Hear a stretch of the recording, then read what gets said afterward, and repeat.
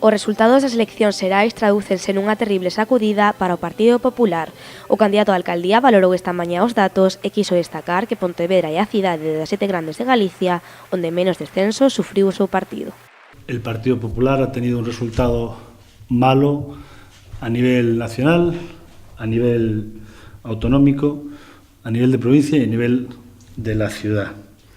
Y podemos decir que aunque a nivel gallego y a nivel de provincia y de ciudad el resultado ha sido mejor que a nivel nacional, creemos que esto es insuficiente.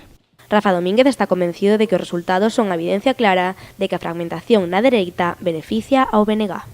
El voto de Vox se ha comportado en Pontevedra como un voto inútil, no solo inútil, sino un voto que apoya al partido contrario que ellos creen que deben apoyar. Votar a Vox en las elecciones ha sido votar a Pedro Sánchez y yo creo que votar a Vox en las elecciones locales va a ser votar a Lores. O candidato popular afirmou tamén que estes resultados son preocupantes para todos os que defenden o emprego na cidade e para os que loitan pola continuidade de Ence en Lourizán.